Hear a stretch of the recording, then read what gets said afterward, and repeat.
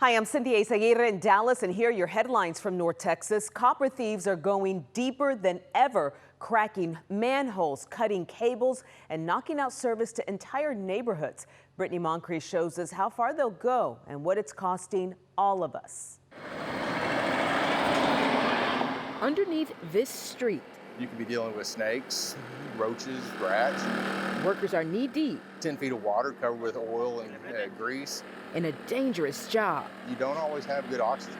But it's a risk this AT&T crew is taking because somewhere, someone is without service. And AT&T's Craig Ackerman says the lengths crews go to replace cables are the lengths copper thieves take to steal it. There's not as much aerial cable left, so now they're getting a little bit more industrious going into these manholes. Like this one near the medical district. Craig says it's been hit multiple times. I was surprised. These manhole lids, some of them weigh up to close to 300 pounds. AT&T sharing this video of one thief scoping out a manhole and later climbing out. I dread the day I open one of these manholes and find somebody down there. Now this copper wire is only a foot long, but it's enough to cut out communication networks for an entire section of a city. What we see is a rise in these activities. AT&T's Alicia Remick takes us through their central office, sort of their motherboard for these cables. It's been hit too, thieves using a truck to break open the door. As that, price fluctuates and gets higher, we've seen an uptick in these type of activities. Which she says is about $5 a pound. But copper theft repairs in North Texas have cost AT&T more than $1 million so far this year. So they're beefing up security. We're putting locks, we're doing welding to our manholes, putting metal casings around our poles, we're putting trackers into our cables. And offering a $10,000 reward for information leading to arrests. If you drive by and you see somebody working in a manhole, there'll be identifying marks on the vehicles. It should have a proper work area protection set up. If not, the dirty and dangerous deed might not be legit. In Dallas, I'm Brittany Moncrief. A Fort Worth neighborhood has spent 30 years as a healthcare desert, but that is over. On Tuesday, the city and Cook Children's cut the ribbon on a new healthcare center in the Las Vegas Trail neighborhood. Now residents have better access to doctors, a food bank, social services, and more. Leaders speaking at the ceremony say this is a testament to everyone pitching in to help.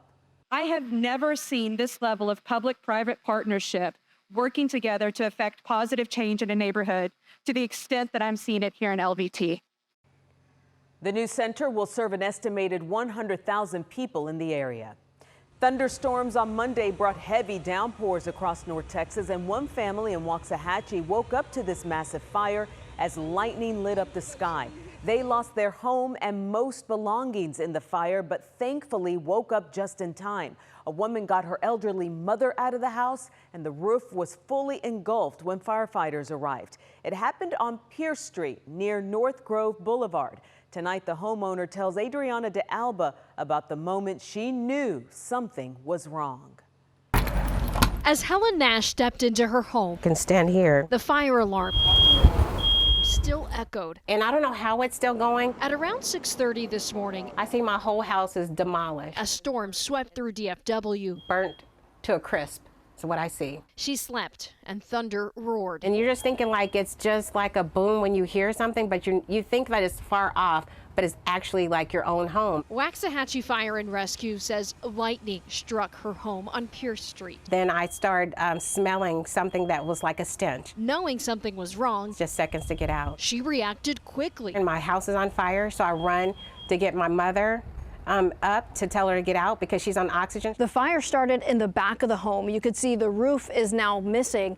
And as they escaped, they ran from that front door. She saved her mom. That was the most important thing. Once they escaped, she saw the devastation, realizing what happened. We could just see the house just engulfed in fire. Large streaks of lightning lit up the stormy sky above as her home burned to rubble. Emotionally, I'm really just trying to hold it together, but I'm really just ready to explode on the inside because I'm just trying to be strong. She holds onto her faith. Whatever happened here, God is in control of everything. And support from neighbors. The roof was going to fall down. To overcome. This entryway here was a piece that was very meaningful to me. Because what matters most It's my parents' Bible, was saved. that I know that everything is going to be fine. A ray of light amid uncertainty.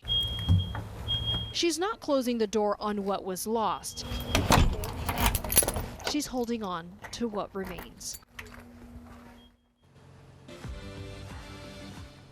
TCU is expanding its initiative that covers the cost of tuition, food, and housing for some students. TCU for Texans is a program accessible to Texas residents who are Pell Grant recipients or come from families with an adjusted gross income of $70,000 or less. The school says it's an effort to serve in-state tuitions as the student body has an increasing number of out-of-state students. Well, finally, a teenager from North Texas has entered rarefied air, and he hasn't even started his junior year. As Matt Howerton reports, the track star just ran the 800 meters faster than all but 3 Americans ever, and he's only 16 years old.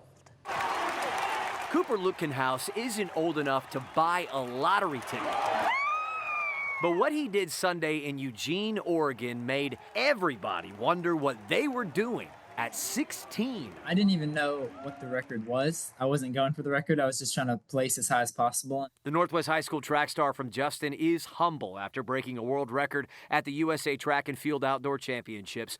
The fastest 800-meter time ever in the 18 and under category, the 4th fastest ever as an American. What was your time officially? 1:42.27. That's 2 laps under a minute, both laps, beating the record by a little more than 1 second. He also broke the 20 and under American record, punching a ticket to the World Track and Field Championships in Tokyo this September. That's a big deal because Olympians from America all around the world come together to see who can be the best. And the kid just learned to drive, making speed, discipline, and what's often called the hardest track and field event to run look simple. I don't even know if it's easy for me. When Cooper crossed the finish line, his father, mother, and 2 brothers were there to see it. Dad once ran the mile for UNT. Mom was a high school sprinter, and his middle brother runs at the University of Tulsa. And this family, speed not learned, it's inherited. Seeing the looks on their faces, they saw the look on my face, it was a crazy day. Monday night, Cooper pulled up a chair alongside his high school track teammates, a celebratory dinner. A few years from now, the 2028 Olympics will be here, breaking bread with a potential Olympian. Just the kind of memory no stopwatch can measure. That'd be a big dream. So it sounds like this is not going to be the last we hear from you. In Denton County. Yes, sir. Let's hope it's not. I'm Matt Howerton. And those are your headlines from North Texas.